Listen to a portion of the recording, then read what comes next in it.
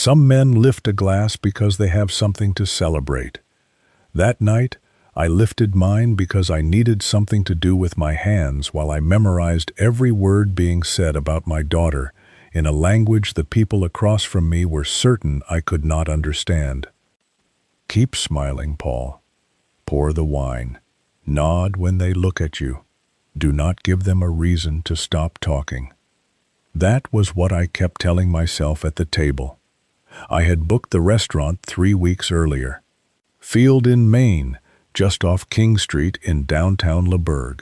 It had the kind of view I thought Henri and Colette Laurent would appreciate. Rolling hills, split-rail fences, horses grazing beyond the windows, the whole Virginia countryside laid out in a way that made the place feel established without having to announce it.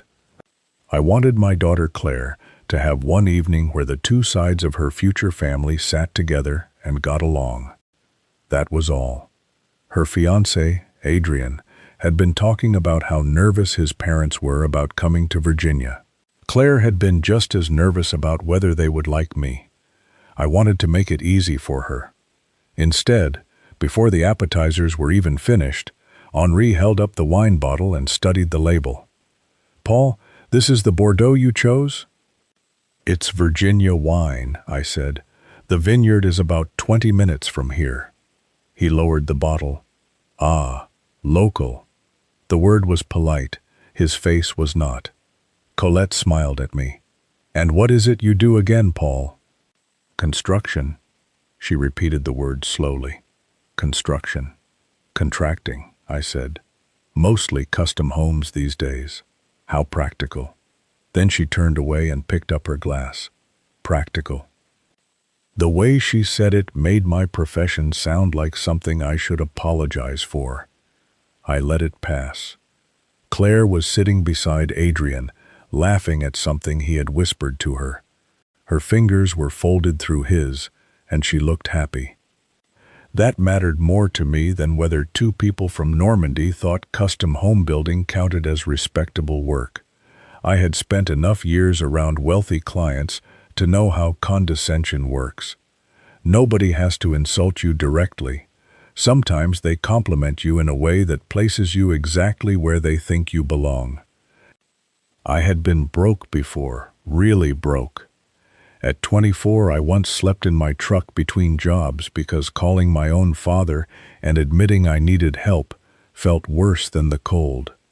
A little snobbery over dinner was not going to hurt me. For Claire, I could swallow it. What I did not expect was for Henri and Colette to decide that the safest place to insult us was right in front of me. Before I tell you what changed at that table, tell me where you're listening from tonight. Because the strange thing was, nobody there actually knew much about the years before I started my business. Before contracting became my life, I had spent 4 years working construction and infrastructure jobs overseas in my 20s. Lyon mostly, with stretches near Marseille. Nobody sent me to language school. I learned French from foremen, laborers, delivery drivers, landlords, bartenders, and men who got tired of repeating themselves when I misunderstood a measurement. By the time I came home, I could follow an argument at full speed. Then I stopped using the language. Nobody on a job site in Loudoun County cared whether their contractor could speak French. Claire had heard me use a few phrases when she was little, but that was about it. Adrian had never asked. His parents certainly had not. So when Henri leaned toward Colette halfway through dinner and said something quietly in French, neither one of them bothered to lower their voices very much. Colette answered him the same way. That was when I understood how they saw me. Not as part of the conversation, as furniture. I kept cutting my food. They started with Claire's dress. Colette glanced across the table at my daughter and described it as pretty for something bought off the rack. Henri brought up the way I had pronounced charcuterie earlier and repeated it with an exaggerated American accent. Colette covered her mouth with her napkin while she laughed. Small things, mean things, but still small enough that I could have ignored them. Then her attention moved past me toward a wall near the hostess stand. The restaurant displayed photographs of work by local craftsmen. Furniture, cabinetry, stonework, things made by people in the county. One of the framed photographs showed a built-in bookshelf. I recognized it immediately. I had made it for Claire when she was 11. Reclaimed oak from an old barn that had stood on the land before our house was built. 4 months of evenings and weekends, sanding, fitting, pulling a shelf apart because it sat 1/8 of an inch wrong. Claire used to keep her horse ribbons on the second shelf. Colette looked at the photograph for a few seconds. Then she said in French that I had probably found the wood at a dump. Henri smiled. Colette added that Americans had no taste. We bolted cheap wood together and called it craftsmanship. My fork stopped halfway to the plate. I lowered it, quietly. That shelf was not expensive. I would never have pretended it was. But I remembered Claire sitting on the shop floor when she was 11, brushing sawdust off the boards with both hands and asking whether she could paint one shelf purple. I remembered telling her no. I remembered changing my mind 10 minutes later. And there was Colette, 6 feet away from me, laughing about that piece of my daughter's childhood because she thought the man who built it was too ignorant to understand her. Nobody else noticed anything. Adrian was pouring water. Claire glanced at her phone for a second. Henri looked at me, only for a moment, testing. I gave him an easy smile. Then I said in English, "I've always thought you can tell a lot about a person by the things they choose to build instead of buy." Henri blinked once. "Of course. I'm glad you agree," I said. "There's a difference between something cheap and something meant to last." I picked my fork back up. His expression changed just slightly. Not enough to make him suspicious. Enough to make me know he had felt something. I could have ended it there. I could have leaned across the table and answered Colette in fluent French. For about 10 minutes, I wanted to. Then dessert was cleared, and the conversation changed. Colette leaned toward Adrian, not toward her husband, toward her son. She asked him in French whether the papers were ready. Adrian barely looked away from his espresso. He said they would probably have them the following week. I kept my attention on my coffee. Papers. What papers? Henri said a word I caught clearly. Trust. Then another phrase. Estate arrangement. The rest came too fast and too low with a waiter passing behind me, but I heard enough to know they were not discussing wedding invitations. And then Henri said something I have never forgotten. He called me desperate for approval. Pathetic, he said. Colette gave a quiet laugh. Adrian laughed too. My daughter's fiancé. The man who had sat in my kitchen 4 months earlier asking for my blessing. The man who had looked me in the eye and told me he understood what Claire meant to me. He leaned toward his parents and said in French, "That's why it works. He wants Claire happy so badly he'll sign anything. He's predictable." Then he turned toward my daughter. Same face, same soft voice, same hand reaching across the table for hers. "You having a good time, babe?" "The best," Claire said. She kissed his cheek. I looked at him and understood something that hurt worse than every insult his parents had made all evening. Adrian was not simply marrying my daughter. At least part of him was performing the role of marrying my daughter, for whose benefit and for what purpose I still did not know. Every instinct in me wanted to get up. I wanted to ask Henri, in French, what papers he needed me to sign. I wanted Claire to take the ring off right there, but I knew my daughter. If I exploded over a conversation she had not heard, she would defend Adrian. She would tell me I misunderstood. His parents would act wounded. And I would become exactly what they needed me to become, the suspicious American father who could not stand the idea of his daughter marrying into another family. So I did nothing. At least, nothing they could see. I paid the bill. I left a cash tip. I shook Henri's hand outside. I told Colette the dinner had been lovely. She thanked me. I almost smiled at that. Then I walked Claire and Adrian toward the valet. She hugged me before she left. "Dad, thank you. I know tonight wasn't easy. You're welcome, sweetheart." She had no idea. I got into my old Tacoma and sat there with the engine off for several minutes. They thought I was a fool. Worse, they thought my love for my daughter made me useful. I kept hearing one word: predictable. Then I thought about the trust, the papers, the way Adrian had said I would sign anything.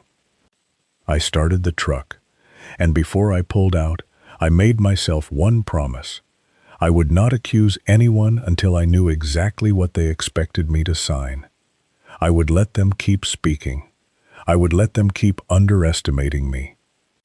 And when I finally asked them to explain themselves, I wanted them to have nowhere to hide. On the drive home, I replayed the dinner in order: the wine, my job, Claire's dress, the bookshelf.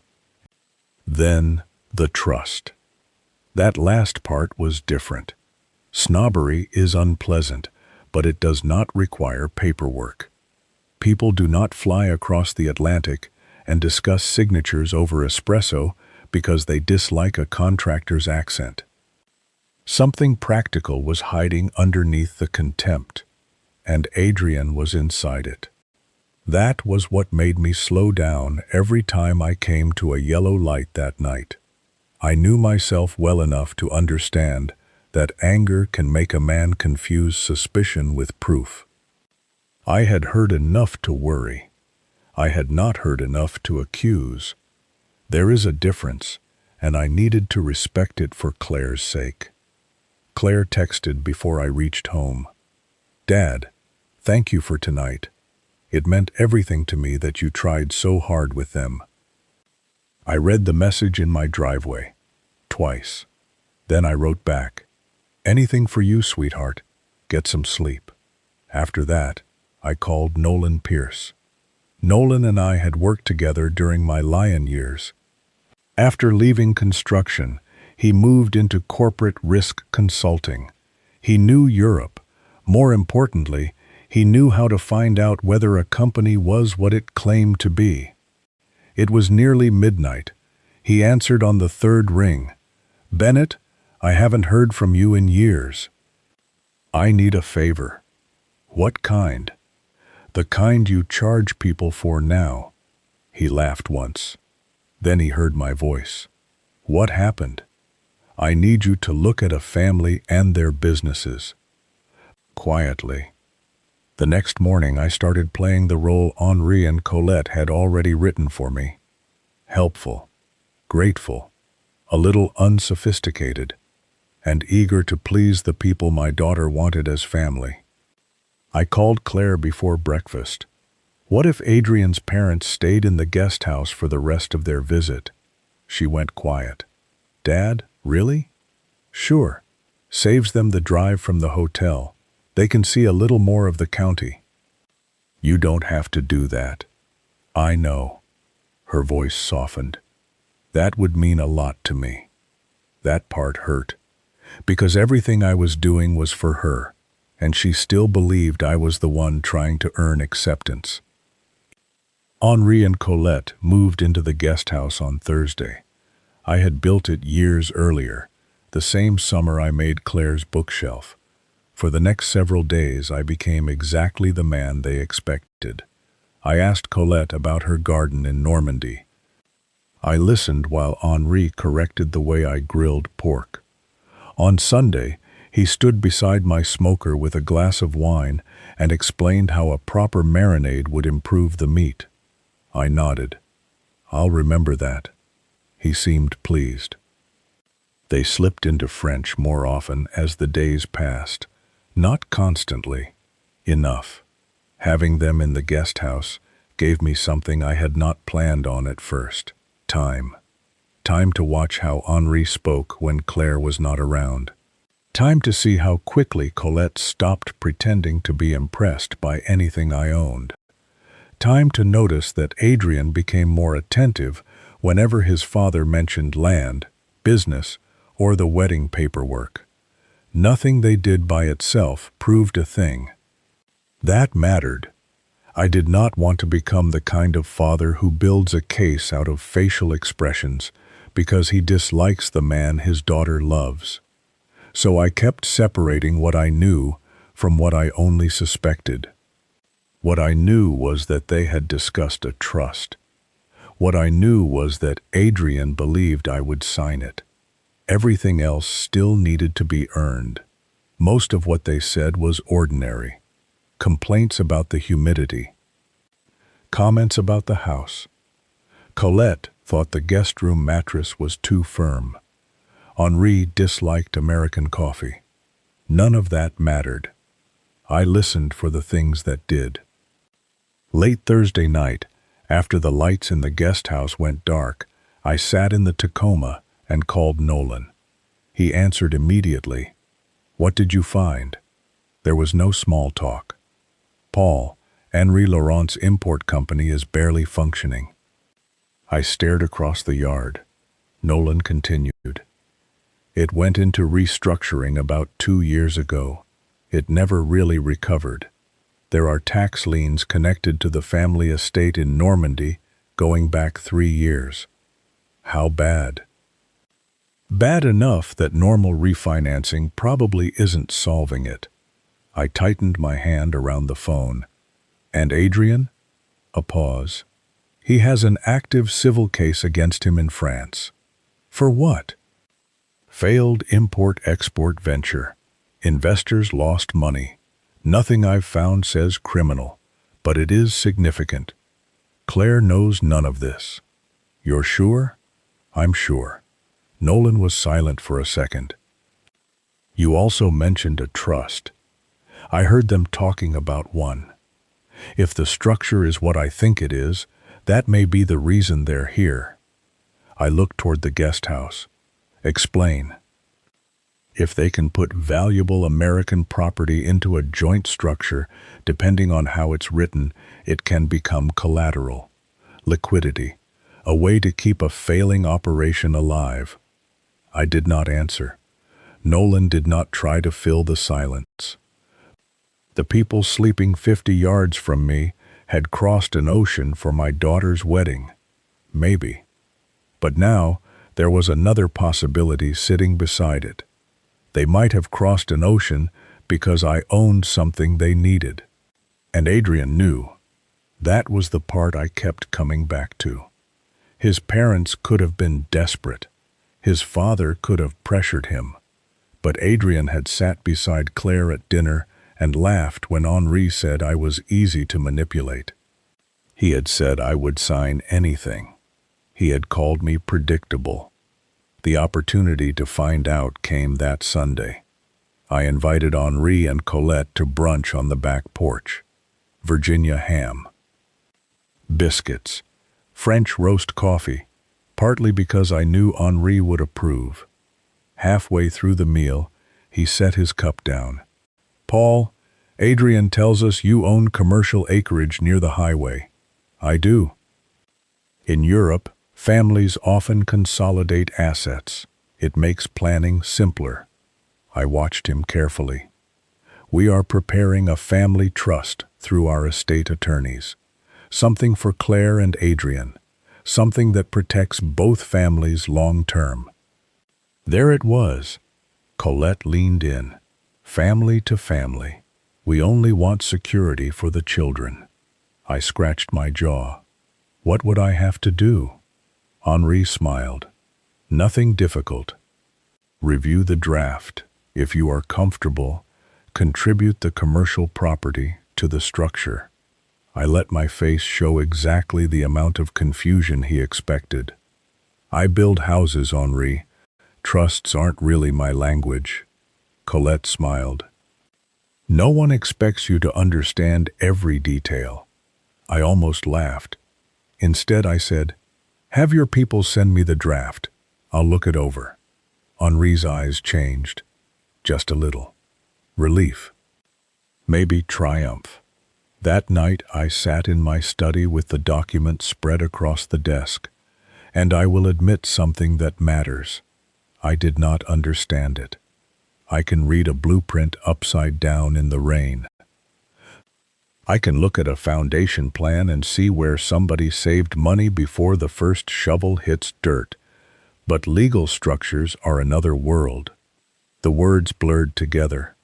Irrevocable. Beneficial interest. Collateral. Offshore entity. For almost an hour, pride kept me from making the call I needed to make. Then I pictured Claire signing something similar because Adrian told her it was for their future. I picked up my phone. Samuel Hart had handled my land deals and contract disputes for 15 years. He answered after 10. Paul Bennett calling this late? I assume somebody set something on fire. I need you to translate lawyer into carpenter. That bad? I don't know yet. I read him several sections. He stopped me. Send the whole thing. 10 minutes later he called back. His voice had changed. Paul, this is not a normal family trust. What is it? It's a cross-collateralization structure. Carpenter terms, Sam. He exhaled. Your commercial land becomes security for debt connected to Henri's European entity. If that entity defaults, the lenders have a claim against the property. I sat back. So I'm not putting land into something for Claire. No, I'm guaranteeing his debts. That is what this appears designed to do. The room went very quiet. After Samuel explained the document, I asked him to go through it again. Slower this time. I wanted to know which part did what. He walked me through the structure piece by piece. The language was dressed up as family planning, but the practical effect was much simpler. The land I had spent years acquiring and improving could be used to support obligations that had nothing to do with Claire. That was the first moment I stopped wondering whether I had misunderstood the dinner. The dinner had only shown me their attitude. The document showed me the mechanism, and Adrian had known enough about that mechanism to joke that I would sign. I put my hand flat on the desk. For years I had told Claire that if a contract feels too complicated to explain plainly, you do not sign it until somebody can. Now, the rule had come back to me in the worst possible way. I remembered Nolan telling me the company was failing. I remembered Henri on my porch talking about family protection. I remembered Adrian laughing in French. He'll sign anything. Predictable. For the first time since the dinner, I knew exactly what they wanted. My daughter was not the only target. Neither was I. The wedding was the bridge. My property was the destination. Samuel told me to send everything Nolan had found. I did. Then I stayed in my study for a long time after the call ended. I was angry, but not in the way I expected. The hotter part had burned off. What was left was something steadier. I did not need to beat these people at some game. I needed them to tell the truth in front of Claire. That was all. The next morning, Henri was sitting on the back porch with coffee. I joined him. I read the draft last night. He lowered his cup. And? It's a lot. He gave a sympathetic smile. These things always look more complicated on paper. I believe it could be good for Claire. His shoulders relaxed. But I want to do it properly. Of course. I'm going to have my family attorney prepare a clean master agreement, something everybody can understand. We can sign it together at the rehearsal dinner." For the first time, he looked surprised, only for a second. Then his smile widened. "A public signing. Family all there. Seems right." Henri nodded slowly. "Very meaningful." Colette came outside a minute later. When Henri told her, she clasped her hands together. "Oh, Paul, that is wonderful. It means a lot to me, too."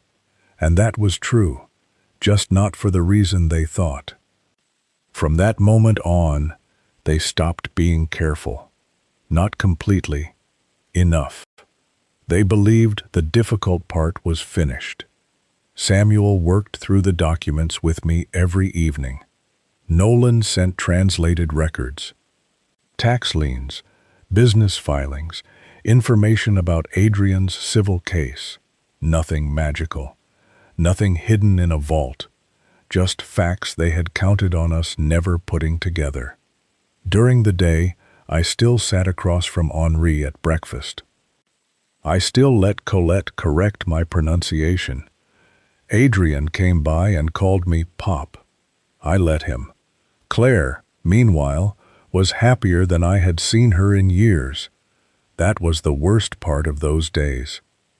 She sent me photos of centerpiece options, seating charts, her rehearsal dinner dress. A message came one afternoon. White roses or wildflowers? I stared at the screen. Wildflowers, I typed. Always. The rehearsal dinner was Saturday. String lights were hung between the old oak trees I had planted the year Claire was born. Long tables sat under white linen. The centerpieces were wildflowers in mason jars, black-eyed Susans, Queen Anne's lace, exactly the kind of thing she wanted. About 40 people came. Family, friends, her college roommates. People who had watched Claire grow up. Henri and Colette stood near the head of the table with champagne. My champagne. They looked completely at ease. Adrian looked even more comfortable. He had the face of a man who believed the last difficult conversation had already happened. Samuel was there too. To everyone else, he looked like an old family friend in a blazer drinking club soda. Only he and I knew what was in the folder locked in his car. At one point, I saw Colette lean toward Adrian near the drinks. The band was warming up and I could not hear every word. But I heard enough French to catch her glance toward me. Look at him smiling. Adrian said something back and smiled into his glass. I did not need the rest. I had heard enough. A little later, I found Claire near the dessert table, laughing with 2 friends. The string lights caught the edge of her dress. For 1 second, I nearly changed my mind.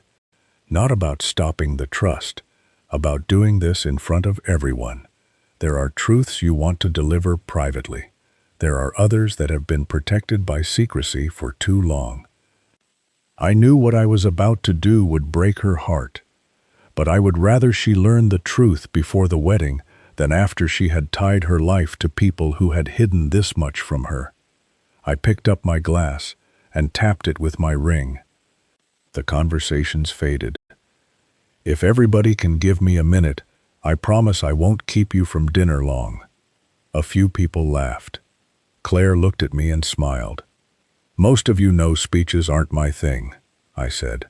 I'd rather be on a roof than stand in front of 40 people. Another laugh. Good. I looked at my daughter. She's getting married in 2 weeks, and I've spent most of her life wanting one thing for her. I want her to know the people beside her mean what they say. Adrian's smile stayed in place. Then I raised my glass toward Henri and Colette. I also want to thank our guests for traveling all the way from Normandy. Henri gave me a gracious nod. The pleasure is ours, Paul. I'm sure. Colette's smile tightened slightly. I continued. And because they came so far, I thought it would be respectful to say the rest in their language. Henri stopped moving. So did Colette. Then I spoke French. Not slowly. Not badly. The way I had learned it 25 years earlier, surrounded by men who had no patience for an American who could not keep up. I told Henri that for 3 weeks I had listened while he and his wife insulted my work, my home, and my daughter. I told Colette I remembered what she said about Claire's dress. I reminded Henri of the restaurant. Then I repeated the sentence that mattered most. The father is desperate for approval. He'll sign anything. He's predictable. Adrien shoved his chair back. Paul, I looked at him. No, he stopped. I turned back to the guests. I understood every word. Nobody moved for a moment. Then everyone seemed to move at once. People looked toward Henri, then Colette, then Adrien, finally Claire. Her smile was gone. Dad? I'm sorry, sweetheart. What are you talking about? Samuel brought me the folder. I laid it on the table.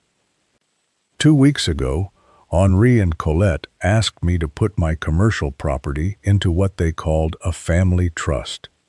Henri started to speak. I raised my hand. Please, you had 3 weeks to talk. He closed his mouth. I opened the folder. They said the trust was for Claire and Adrien. What the agreement actually does is place my commercial property into a structure that can secure debt tied to Henri's European business. Murmurs moved around the tables. Henri's face had gone tight. I continued. His company has been struggling for 2 years. There are tax liens against the family estate. That is private financial information, Colette said. Yes. I looked at her. And you were going to make my property responsible for it. Adrien stood. That isn't fair. Claire turned toward him. What isn't fair? He looked at her. The way he's presenting it. Then present it. Adrien opened his mouth. Nothing came. Claire's voice changed. Did you know? Claire, did you know what the trust did? He looked toward his father. That was answer enough, but I still had one more fact. Adrien also has an active civil case in France connected to a failed business venture. Claire stared at him. You never told me that. It was handled. No, you didn't tell me.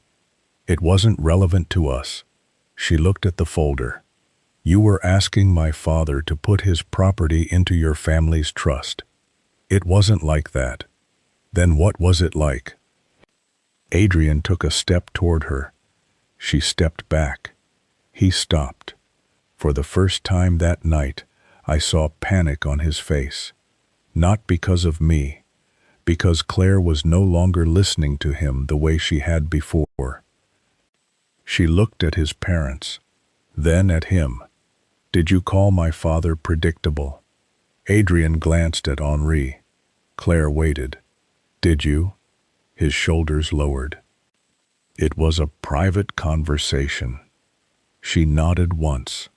Then she pulled the ring from her finger. No speech, no screaming. She placed it on his plate, beside the food he had barely touched. I was going to marry you, Claire, and you let me plan a wedding while your family planned around my father's land. That is not what I wanted. But you knew. He said nothing. Claire stood. Then she walked toward me, not behind me, beside me. I wish I could say I felt triumphant. I did not. My daughter's engagement had ended at a dinner I hosted. There is no victory in watching your child realize the person she trusted had been using information she did not have. There was one practical matter left. I took another document from the folder and handed it to Adrien. He looked at it. What is this?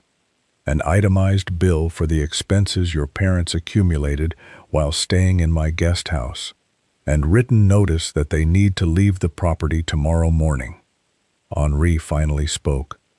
"Paul, surely this can be discussed." I looked at him. "We have discussed a great deal." He stared at me.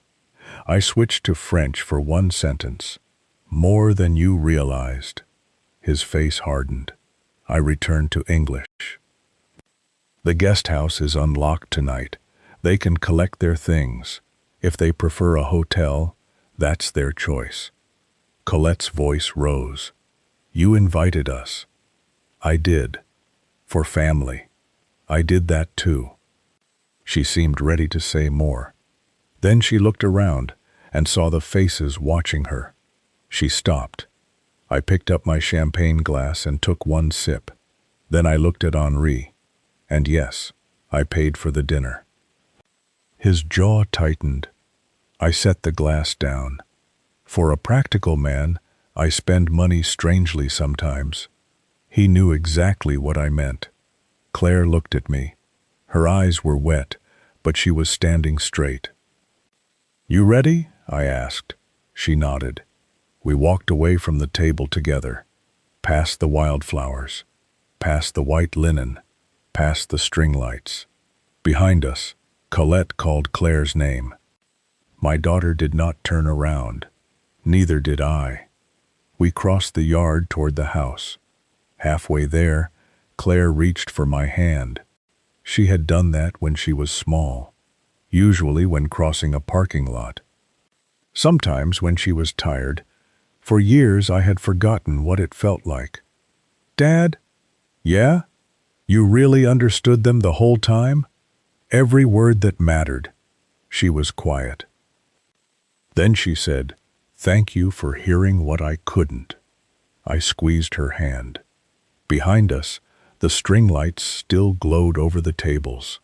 The champagne glasses were still full. Adrian's ring sat where Claire had left it. Henri and Colette had crossed an ocean believing the quiet American contractor across the table could not understand a word they were saying. They had been wrong. Not because I was smarter than they were, because they had mistaken silence for ignorance. And by the time they understood the difference, Claire had already heard enough. If you enjoyed the story, hit the like button, subscribe, and tell me in the comments where you're listening from. I'll see you in the next one.